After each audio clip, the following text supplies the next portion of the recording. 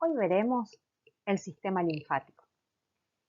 Este sistema consiste y está compuesto por un líquido llamado linfa, un sistema de vasos linfáticos, un grupo de células, tejidos y órganos que permiten la circulación de los líquidos corporales y la vigilancia de las superficies y compartimientos líquidos internos del organismo, ayudando en la defensa ante agentes nocivos.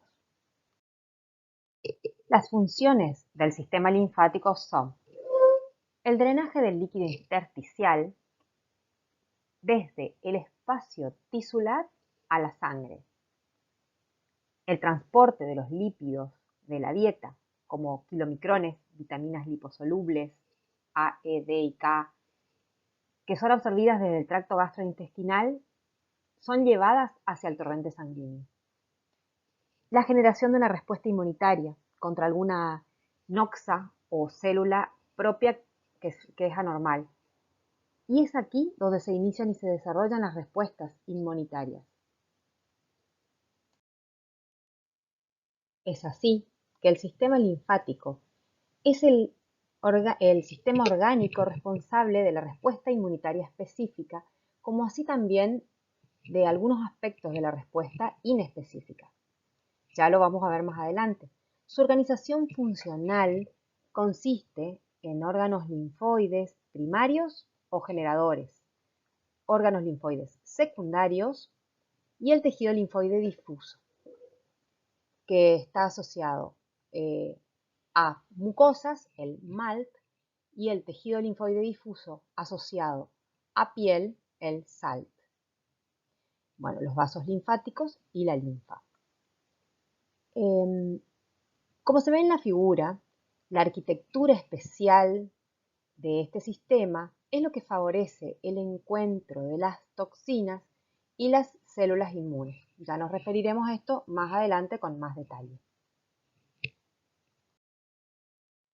De las funciones del sistema linfático abordaremos primero el drenaje del exceso de líquido intersticial. Como recordamos lo que vimos en la teoría del doctor Pereira, los vasos linfáticos son diminutos vasos de paredes delgadas cerrados por un extremo, o sea, por el extremo inicial, el cerrado, y localizados en los espacios intercelulares, distribuidos por todo el cuerpo, excepto en el sistema nervioso central y en los tejidos no vasculares. Tienen un diámetro que es ligeramente mayor que el de los capilares sanguíneos. Poseen una estructura que permite al líquido intersticial entrar en ellos, pero no salir. Ya vamos a ver el sistema que tiene. Los extremos de las células endoteliales constituyen una pared que se va superponiendo.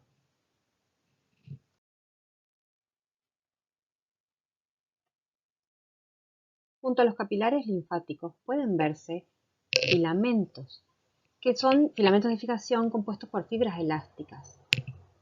Estos se extienden por fuera de las células endoteliales y permiten que estén unidos a los tejidos circundantes. Cuando el líquido intersticial se acumula, ellos hacen tracción y se abren las brechas de los capilares para que pueda ingresar mayor cantidad de líquido.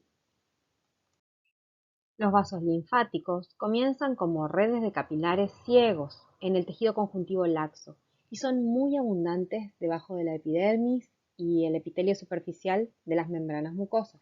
Sanguíneo filtran libremente a través de las paredes capilares debido a la presión hidrostática para formar el líquido intersticial. Sin embargo, la mayor cantidad de líquido retorna a ellos por reabsorción a los capilares. Los vasos linfáticos drenan el líquido filtrado en exceso, cerca de 3 litros por día, para transformarlo en linfa. Esa es la diferencia entre el líquido intersticial y la linfa, es la posición. Una vez que se ubica en los vasos linfáticos, se denomina linfa. Debido a las proteínas plasmáticas, que son demasiado grandes como para atravesar los capilares sanguíneos, el líquido intersticial solamente tiene una pequeña cantidad de ellas. Aquellas proteínas que sí salen del plasma y no pueden retornar al torrente sanguíneo por difusión, ya que el gradiente de concentración es mayor la cantidad en los capilares y menor afuera, entonces se opone a ese movimiento, retornan a través de los capilares linfáticos, que sí tienen mayor permeabilidad y entonces forman parte de la linfa. Por lo tanto, esta es una función importante de los vasos linfáticos, que es el devolver las proteínas perdidas del plasma de nuevo al torrente sanguíneo. Finalmente, el líquido intersticial es simplemente un filtrado del plasma. Entonces, como habíamos dicho, los vasos linfáticos comienzan como redes de capilares ciegos en el tejido conjuntivo laxo y son muy abundantes debajo de la epidermis y el epitelio superficial de las membranas mucosas. Y dado a que las paredes de los capilares linfáticos son más permeables que la de los capilares sanguíneos, las moléculas grandes como antígenos y células se introducen con mayor facilidad. Esto está relacionado con la inmunidad. Estos vasos extraen sustancias y líquidos de los espacios extracelulares del tejido conjuntivo para formar la linfa. Y conforme circula la linfa, va atravesando ganglios linfáticos y pasamos a ver la circulación.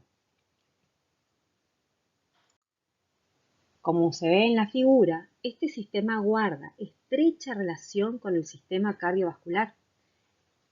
También actúa, junto con el aparato digestivo, en la absorción de las grasas contenidas en la dieta. Así como los capilares sanguíneos convergen para formar las vénulas y luego las venas y los capilares linfáticos, estos capilares linfáticos se reúnen para formar vasos linfáticos de mayor tamaño, los cuales se asemejan en su estructura a las venas, pero difieren de ellas en que tienen un menor espesor en su pared y también tienen mayor cantidad de válvulas. A lo largo de los vasos linfáticos, la linfa fluye a intervalos a través de los ganglios linfáticos, que son órganos encapsulados que vamos a ver más adelante. Como habíamos mencionado, estas válvulas aseguran el desplazamiento de la linfa en un solo sentido, que es centrípeto, y se da desde los capilares sanguíneos que filtran la sangre hacia el espacio intersticial, sale el líquido intersticial, que entra a los capilares linfáticos formando la linfa. Esos vasos linfáticos llevan la linfa pasando a través de los ganglios hacia los conductos linfáticos.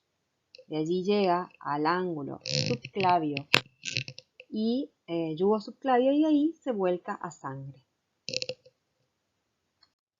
Hay dos bombas que colaboran a mantener este flujo linfático, que son también las que colaboran en el retorno venoso hacia el corazón, que son la bomba muscular esquelética y la bomba respiratoria. El sistema linfático está ampliamente distribuido y acompaña al sistema circulatorio. Los principales son el lumbar, el intestinal, el broncomediastínico, subclavio y el tronco yugular.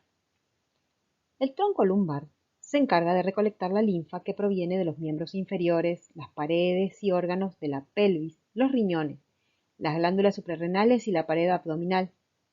Los troncos intestinales drenan la linfa del estómago, intestino, páncreas y parte del hígado. El tronco broncomediastínico recolecta la linfa de la pared torácica, pulmones y corazón.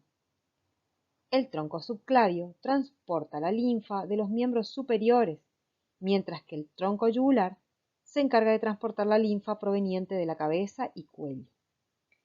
Desde los troncos linfáticos, la linfa se drena a dos conductos principales. Aquí vemos ampliado los dos conductos principales en los que se vuelca o se drena la linfa: el conducto torácico y el conducto linfático derecho, o conducto torácico derecho. Estos descargan a su vez en la sangre venosa. El conducto torácico, que es el conducto linfático izquierdo, mide de 38 a 45 centímetros de longitud y comienza como una dilatación, la cisterna del Kilo de Pequet. Cisterna es una cavidad o reservorio, la cual se ubica por delante de la segunda vértebra lumbar. Este es principalmente el conducto por el cual la linfa retorna a la sangre. La cisterna del Kilo, que estaba marcada con amarillo en la diapositiva anterior, recibe la linfa de los troncos lumbares derecho e izquierdo, así como también de los troncos intestinales.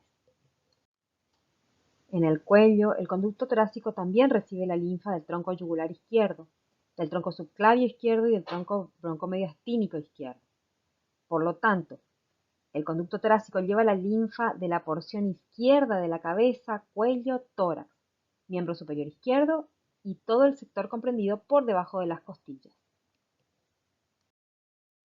Esto se puede ver en la figura y se puede ver que el conducto torácico transporta la linfa hacia la sangre venosa, desembocando en la unión de la vena yugular interna izquierda y la vena subclavia, o sea, en el ángulo confluente yúgulo-subclavio izquierdo.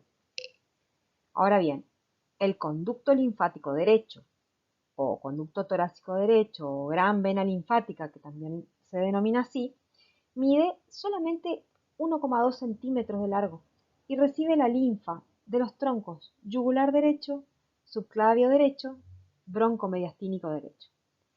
Entonces, de esta manera recoge la linfa de la parte superior derecha del cuerpo.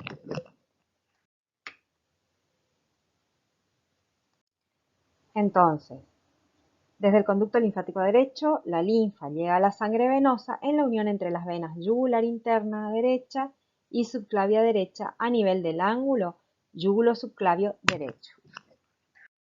Volviendo a las funciones del sistema linfático, habíamos visto, vamos a ocuparnos ahora del transporte de lípidos de la dieta.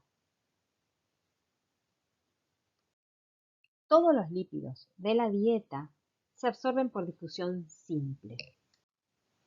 Tras su emulsificación y digestión, los triglicéridos se degradan principalmente en monoglicéridos y ácidos grasos. Los ácidos grasos de cadena corta pueden disolverse en el medio acuoso intestinal junto con los monosacáridos y los aminoácidos dentro del capilar de la vellosidad intestinal.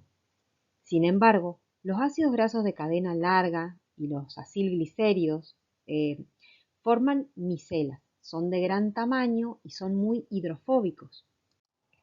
Por lo tanto, no se disuelven en el medio acuoso. Y acá tienen que prestar atención porque todo esto es importante para las materias que siguen. Ya empiecen a prestar atención a los nombres de estas moléculas que las vamos a estudiar el año que viene.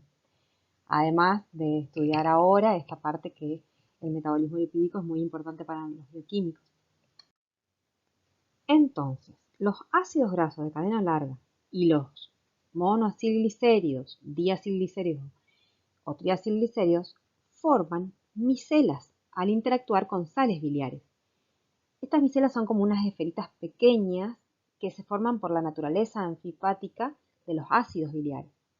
Esto permite incorporar en la luz de la vellosidad esos ácidos grasos y acilglicéridos. Estas micelas también solubilizan las otras moléculas lipídicas como las vitaminas liposolubles, ¿se acuerdan que mencionamos las A, D, E y K? También el colesterol, y permiten su absorción. Esto se puede ver aquí. Y una vez dentro de las células intestinales, los acilglicéridos y ácidos grasos se recombinan para formar, junto con los fosfolípidos y el colesterol, los famosos kilomicrones, que abandonan la célula absortiva por exocitosis y como son grandes, no entran en los capilares sanguíneos, sino que entran en los vasos quilíferos, los linfáticos. Desde allí son transportados por la linfa y llegan hasta el conducto torácico. Entran en la sangre por la vena subclavia izquierda y de allí siguen su transformación y metabolismo. Un comentario, la linfa drenada por el intestino delgado tiene un aspecto blanquecino y cremoso. Esta linfa se denomina quilo y es debida justamente a estos lípidos que le dan esa opacidad. En el resto de todos los sectores del organismo, la linfa aparece como un líquido muy clarito, pálido, amarillento, muy parecido al plasma. Volviendo a la organización funcional del sistema linfático, vamos a ver los órganos del sistema inmune, que recordemos se clasificaban en órganos linfoides primarios o linfáticos primarios, que son aquellos generadores, donde las células madres se dividen y se diferencian a células inmunocompetentes. Y esto es capaz de montar una respuesta inmunitaria eficaz. Los órganos linfáticos secundarios y tejidos linfáticos son aquellos sitios donde se llevan a cabo la mayor parte de las respuestas inmunitarias. También el encuentro de los agentes nocivos o las noxas con nuestras células inmunitarias. Y los vamos a ir desarrollando uno por uno. El tejido linfático es una forma especializada de tejido conectivo reticular. Y la mayor parte de las células son linfocitos. Y son las células efectoras en la respuesta del sistema inmunitario contra las sustancias nocivas. Este sistema comprende el tejido linfático difuso o el tejido linfático folicular como tejidos. Órganos, los órganos linfoides primarios que habíamos descrito, que comprenden la médula ósea en los huesos planos y en la epífisis de los huesos largos de las personas adultas, y el timo. Los órganos linfoides secundarios son aquellos que comprenden a los ganglios linfáticos, vasos y nódulos linfáticos. Además, el MALT, el tejido linfoide asociado a mucosas, y el SALT, el tejido linfoide asociado a piel, se consideran también órganos linfoides secundarios. Perdón, tejidos linfoides secundarios. Se consideran órganos linfoides debido a que tienen una cápsula de tejido conectivo y ellos son los ganglios linfáticos, el timo y el bazo. En cambio, los nódulos linfáticos no se consideran órganos debido a que no tienen dicha cápsula. Entonces, el tejido conectivo reticular forma una red entrelazada de fibras y células reticulares, conteniendo linfocitos como célula principal, entre otras. La localización es en el estroma, o sea, forma el armazón o el soporte de órganos como vasos, ganglios linfáticos, también en la médula ósea, donde se originan las células sanguíneas.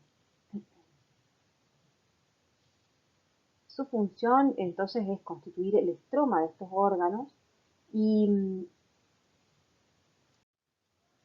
acerca entre sí a las células y, por ejemplo, elimina de la sangre los eritrocitos envejecidos que pasan a través del vaso o los microorganismos en los ganglios linfáticos. Este tipo de tejido se ve con impregnación argéntica, que es la que se puede ver en la micrografía, donde se pueden ver las pequeñas trabéculas y fibras reticulares que están en las flechas. El tejido linfático difuso y los nódulos linfáticos tienen la función de proteger al organismo contra los agentes patógenos. Constituyen el sitio de la respuesta inmunitaria inicial. Son acumulaciones de tejido linfático que no está encerrado por una cápsula. Los linfocitos y otras células libres de este tejido se sitúan, por ejemplo, en la lámina propia subendotelial de la mucosa del sistema digestivo, de las vías respiratorias o del aparato urogenital. Y esta forma de agrupación o relación es la que lleva, esa ubicación especial que tiene, es estratégica y así lleva a que puedan interceptar antígenos e iniciar esa respuesta inmunitaria. A este tejido linfático difuso se lo denomina tejido linfático asociado a mucosas. Los nódulos linfáticos o el tejido folicular también son acumulaciones bien definidas de linfocitos y están contenidos en una malla de células reticulares. También se las encuentra en estos tres aparatos que mencioné y estas concentraciones focalizadas de linfocitos son llamadas folículos o nódulos linfáticos. Tienen un límite muy nítido, pero acá se puede ver un límite muy nítido, pero no están encapsuladas.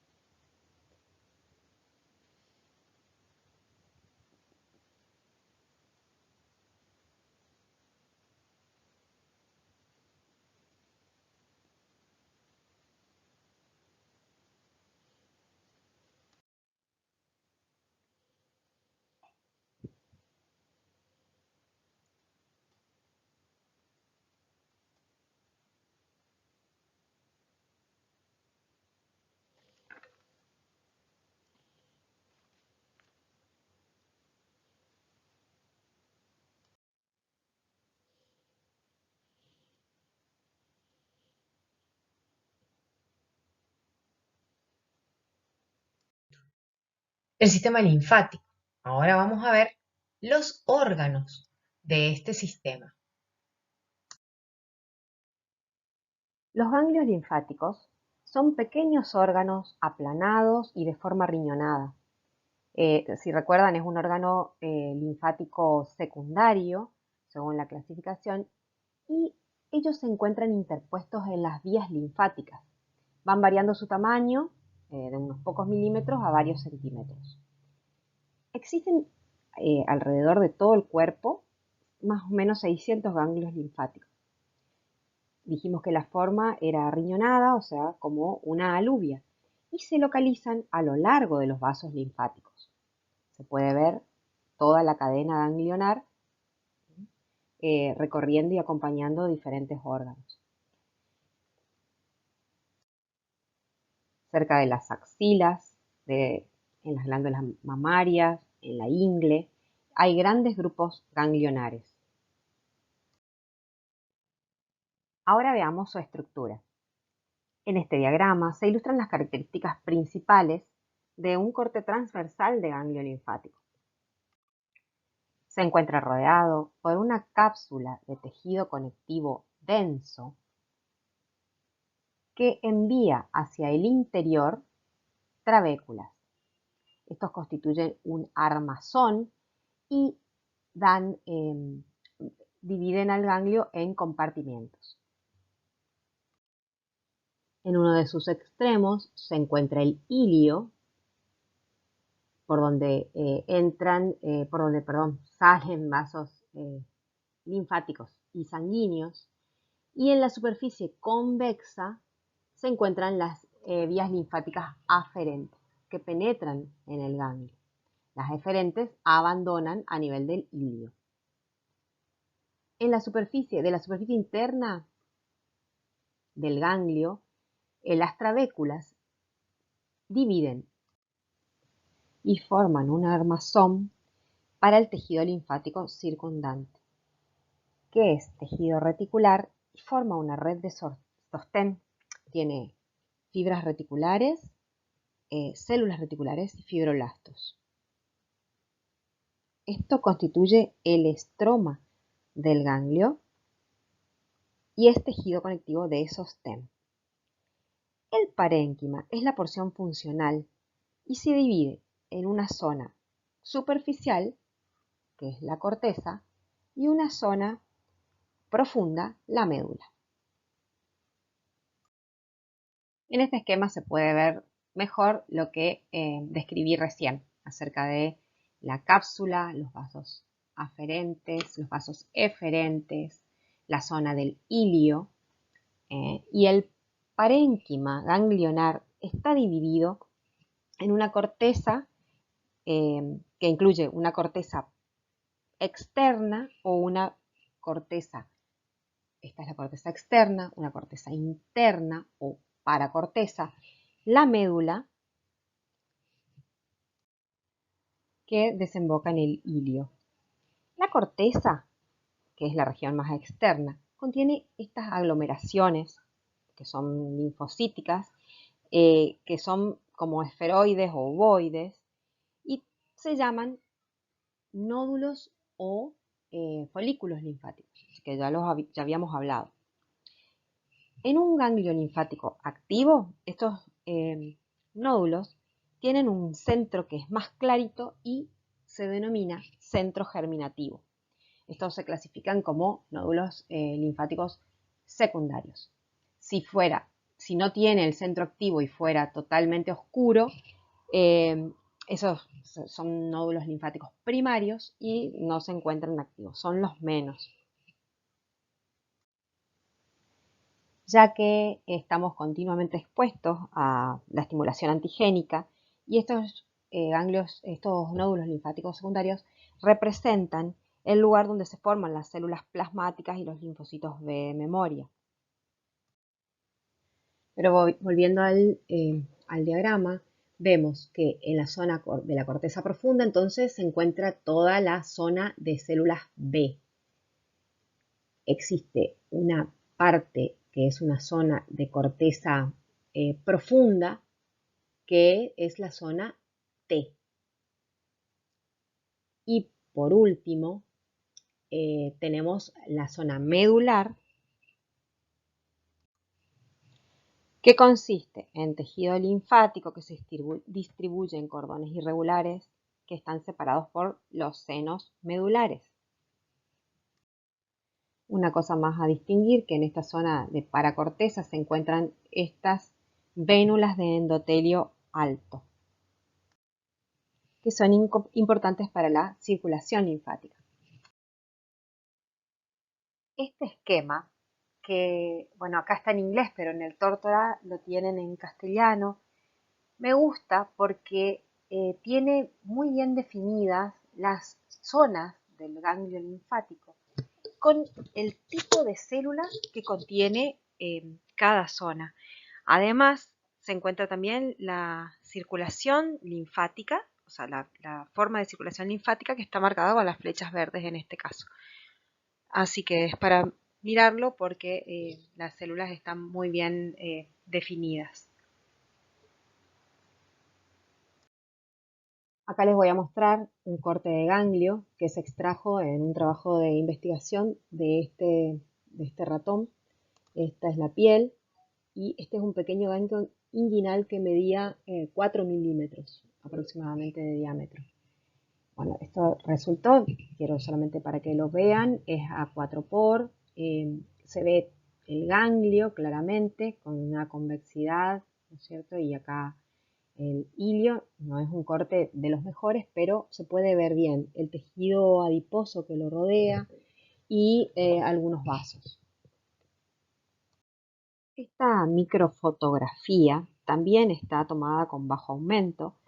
Es un corte de ganglio linfático donde se pueden distinguir perfectamente bien la cápsula,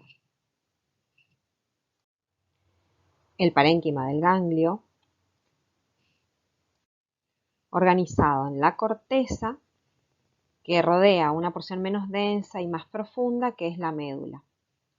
La corteza, que está interrumpida en el hilio del órgano, corteza profunda y médula, cordones medulares, ven acá. Y el hilio es el sitio por donde los vasos sanguíneos arteriales se introducen en el órgano y los vasos venosos lo abandonan. Los vasos linfáticos eferentes también abandonan el ganglio por este sitio. Bueno, y a partir de este momento, las descripciones de las micrografías van a estar escritas en cada diapositiva.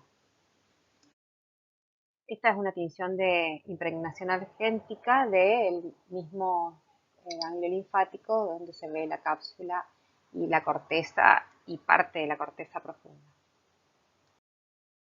Aquí podemos ver la distribución de las células. Aquí se ve una tinción inmunohistoquímica, donde se pueden distinguir también las diferentes zonas y células. La principal función de los ganglios linfáticos es la filtración y lo hace a través de la circulación, ya que están interpuestos en la circulación linfática. Se muestra aquí el diagrama esquemático de la circulación de los linfocitos en un ganglio linfático. Las flechas verdes indican el trayecto de circulación de los linfocitos que entran en el ganglio a través de los vasos linfáticos aferentes y que transportan la linfa proveniente de los tejidos circundantes y de los ganglios linfáticos vecinos hacia esta compleja red de senos linfáticos intraganglionares. La pared de los senos permite que la linfa se filtre en libertad hacia la corteza superficial y profunda y que los linfocitos ejerzan una inmunovigilancia.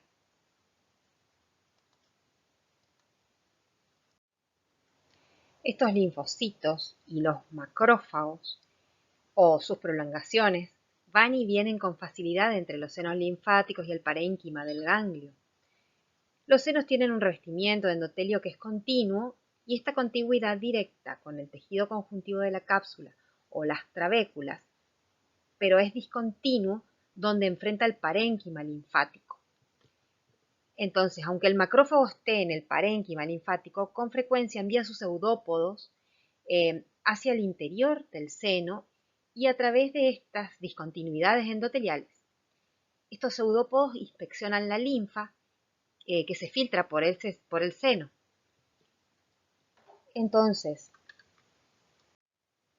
bueno, estas prolongaciones con las células reticulares que atraviesan la luz sinusal hacen que la filtración se produzca porque enlentecen el paso de la linfa. Entonces mantienen un buen contacto entre todo lo que sea antigénico o células transformadas, por ejemplo, del cáncer, y que son metastásicos, y pueden ser atrapadas por este filtro mecánico y luego ser fagocitadas por los macrófagos que, bueno, más adelante van a ver que actúan como células presentadoras de antígeno, así como las células dendríticas, que inician y desarrollan la respuesta inmunitaria. Aunque algunos linfocitos entran al ganglio a través de los vasos linfáticos aferentes, la mayoría lo hace a través de estas vénulas, que son venas postcapilares, que están ubicadas en la corteza profunda, que se denominan vénulas de endotelio alto, justamente porque están revestidas por células endoteliales cúbicas o cilíndricas. Y pueden ver en un corte histológico de ese trabajo de investigación, está marcado aquí una vénula de endotelio alto. Esto es un corte de ganglio linfático a 40 por. Estas células endoteliales especializadas tienen un importante papel porque tienen receptores para los linfocitos que han sido estimulados por los antígenos.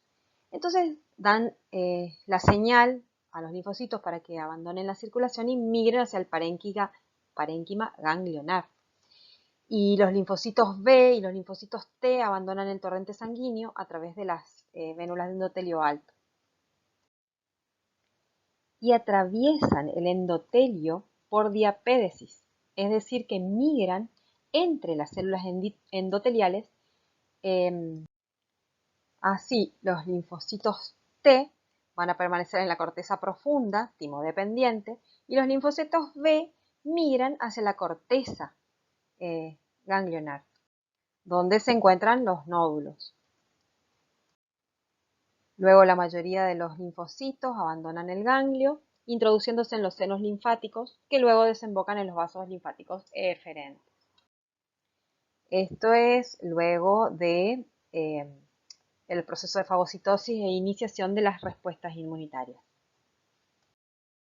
Acá está la descripción de la histofisiología.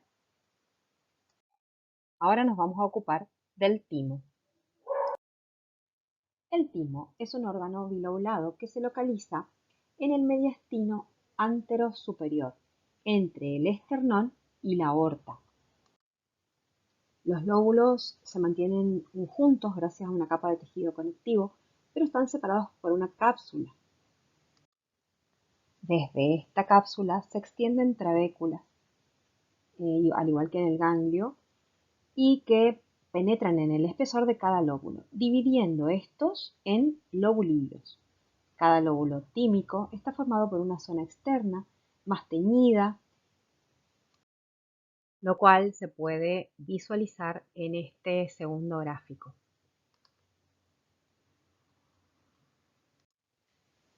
Cada lóbulo tímico está compuesto o formado por una zona externa más teñida y una zona entonces interna central más clara.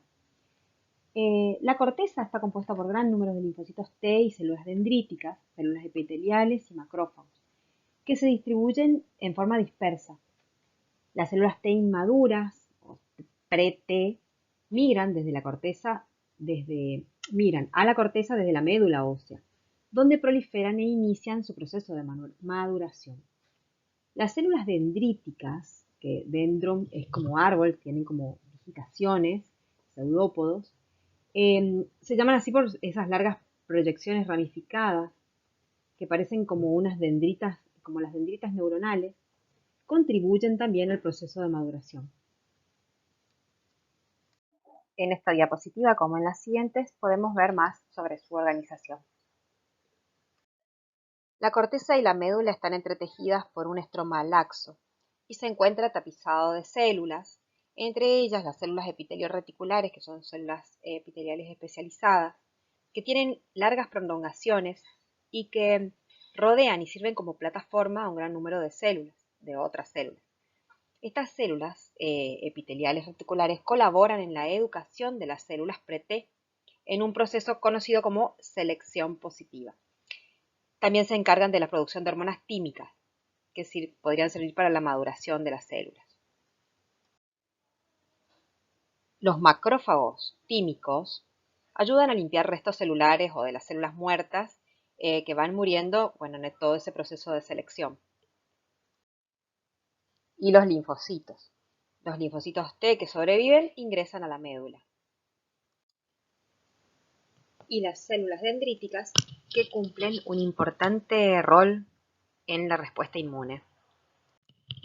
Este tipo de células es difícil verla con hematoxilina eosina, habría que usar tinciones especiales para poder diferenciarlas, pero bueno, los núcleos pueden verse diferenciales. En este diagramita se puede ver cómo las células epitelio reticulares forman un estroma para contener a los linfocitos T en desarrollo. Y se reconocen 6 tipos de células epitelio reticulares según su función. 3 tipos existen en la corteza y 3 tipos se ubican en la médula. Y cada tipo de estas células se designa con un número real. O sea, la porción más interna o profunda del parénquima también tiene una gran cantidad de estas células epitelio reticulares y linfocitos T agrupados más laxamente. La médula se tiñe con menos intensidad que la corteza porque contiene principalmente linfocitos grandes. Estos linfocitos tienen los núcleos pálidos, cuantitativamente más citoplasma que los linfocitos pequeños. Se pueden distinguir los corpúsculos de Hassall o corpúsculos tímicos, que son derivados de las células epitelio-reticulares de tipo 6, y esto constituye la característica distintiva de la médula del timo. Entonces son masas aisladas de estas células que están muy juntas y dispuestas concéntricamente, que exhiben los núcleos aplanados. Tienen la función de interactuar en la diferenciación y educación de los linfocitos T en el timo, a través de la liberación de interleuquinas, que las verán más adelante. Aquí se indica la posición de los macrófagos y las células dendríticas interdigitantes. En las flechas se puede ver el proceso de mitosis de los linfocitos T. Aquí se describe la irrigación del timo. El timo sufre un proceso de involución etariofisiológica. Describimos aquí la histofisiología. Y ahora nos ocuparemos de estudiar el vaso. El vaso es una estructura ovoide que mide aproximadamente 12 centímetros de longitud y es la masa de tejido linfático más grande del cuerpo. Es aproximadamente del tamaño de un puño. Está ubicado en el hipocondrio izquierdo, entre el diafragma y el estómago. El borde superior del vaso es una superficie lisa, convexa, que se relaciona con la porción cóncava del diafragma. Los órganos vecinos dejan improntas sobre las caras viscerales. Hay una impresión gástrica, que la deja el estómago, una impresión renal, que la deja el riñón izquierdo, y la impresión cólica, que es el ángulo esplénico o flexura cólica de izquierda del colon. Al igual que los ganglios linfáticos, el vaso presenta un hilio del cual ingresan las arterias esplénicas, la vena esplénica y los vasos linfáticos eferentes. Este órgano se encuentra envuelto por una capa de tejido conectivo que a su vez está rodeada por una serosa y el peritoneo visceral. A partir de la cápsula también se extienden trabéculas y las fibras reticulares, junto con las trabéculas, la cápsula y los fibroblastos, constituyen entonces el estroma del vaso. El parénquima está formado por dos tipos diferentes de tejido, la pulpa blanca y la pulpa roja. En este esquema se distingue por diferencia de color pulpa roja y pulpa blanca. Miremos en otro esquema porque este tiene colores diferentes. En esta micrografía se puede ver mejor la cápsula de tejido conectivo, las trabéculas, ¿cierto? Y el estroma del vaso. La pulpa blanca es tejido linfático constituido en su mayor parte por linfocitos y macrófagos dispuestos alrededor de las ramas de la arteria esplénica, las arterias centrales. En la pulpa roja se encuentran sinusoides venosos cargados de sangre y cordones del tejido esplénico, llamados cordones esplénicos o de Billroth. Estos cordones son estructuras formadas por glóbulos rojos, macrófagos, linfocitos, células plasmáticas y granulocitos. Las venas están en estrecha asociación con la pulpa roja. En las siguientes diapositivas se describen con más micrografías las porciones estructurales del vaso. En una gruesa acumulación de linfocitos alrededor de una arteria. Aquí se ve un poco mejor, más completo, un diagrama general del vaso, y se ve que el parénquima esplénico se divide en pulpa blanca y pulpa roja. La pulpa blanca, como dijimos, consiste en esas aglomeraciones cilíndricas de linfocitos que están dispuestos alrededor de la arteria central para formar esa vaina linfática periarterial. a lo largo de esas vainas aparecen los nódulos linfáticos. Esos nódulos, cuando aparecen, hacen que la arteria tenga una ubicación más excéntrica. Y la pulpa roja, que consiste en sinusoides venosos, rodeados por los cordones esplénicos. Aquí se puede apreciar mejor la pulpa blanca. Distinguimos en esta diapositiva la zona marginal. Describimos aquí la pulpa roja con mayor claridad. Los sinusoides venosos esplénicos son capilares especiales revestidos por células endoteliales bastoniformes. Estos sinusoides no tienen una lámina basal continua. Hay unas bandas anulares de material de lámina basal que rodean las células endoteliales. Tampoco hay células musculares lisas ni pericitos. Y las prolongaciones de las células reticulares pueden extenderse hasta la superficie basal de las células endoteliales y están asociadas a fibras reticulares. Entonces, la sangre llena tanto los sinusoides como los cordones de la pulpa roja, permitiendo que los eritrocitos entren y salgan con mucha facilidad, y las prolongaciones de los macrófagos que están allí y se insinúan entre las células endoteliales y dentro de la luz, es estratégico para poder detectar antígenos extraños en la sangre circulante. Las ramas de la arteria esplénica se introducen en la pulpa blanca desde las trabéculas.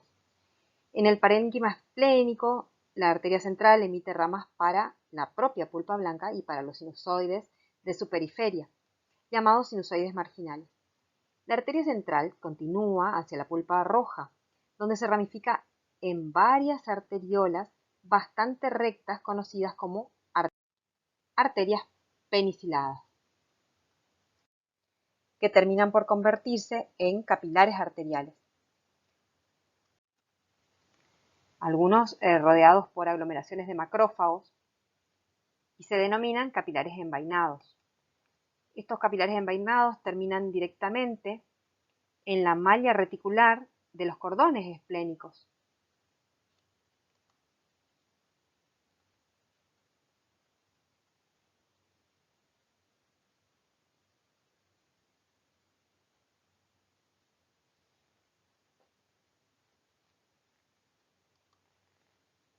En lugar de conectarse con los sinusoides venosos revestidos de endotelio. La sangre que entra en la pulpa roja de esta manera se filtra a través de los cordones y queda expuesta a los macrófagos antes de retornar a la circulación, que lo hace colándose a través de las paredes de los sinusoides esplénicos. Este tipo de circulación recibe el nombre de circulación abierta y es la única vía por la cual la sangre retorna al circuito venoso en los seres humanos. En otras especies va a los sinusoides venosos de la pulpa roja.